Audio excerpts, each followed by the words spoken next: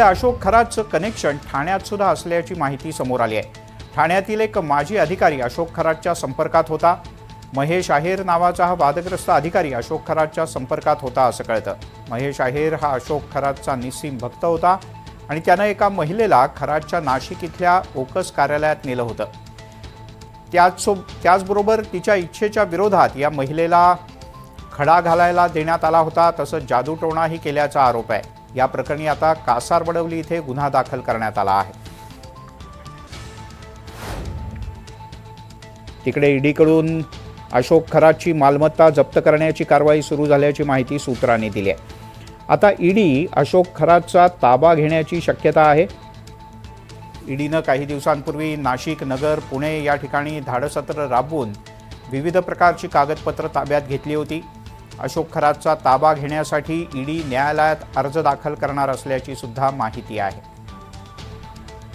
दरम्यान एसआयटी कडून सखोल चौकशी होत असल्याची माहिती चंद्रशेखर बावनकुळे यांनी दिली आहे।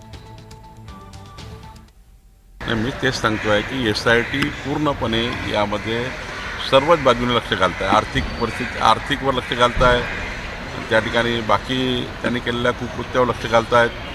संपूर्ण प्रकरणामध्ये चारही बाजूने कारवाई चालू आहे, चारही बाजूने इन्क्वायरी चालू आहे, चारही बाजूने त्या ठिकाणी तपासाचा कुठलाही किंतु परंतु सोडला नाही। स्वतः मुख्यमंत्री यामध्ये लक्ष देऊन आहेत आणि त्यामुळे मला असं वाटतं की अत्यंत सेन्सिटिव्ह चौकशी आहे आणि यामध्ये जे काही बाहेर येतील त्यातून पुढील कारवाई होईल।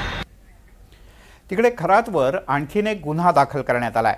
नाशिकच्या सिन्नर पोलीस स्थानकात हा गुन्हा दाखल झाल्याचं कळतंय। जगदंबा ग्रामीण बिगर शेती पतसंस्थेत तक्रारदाराच्या नावावर 32 बनावट खाती असल्याचं समोर आलं आहे। बनावट खात्यांच्या माध्यमातून 57,90,000 रुपयांची फसवणूक झाल्याचं समोर आलंय। अशोक खरातसह संचालक मंडळावर या प्रकरणात गुन्हा दाखल करण्यात आला आहे।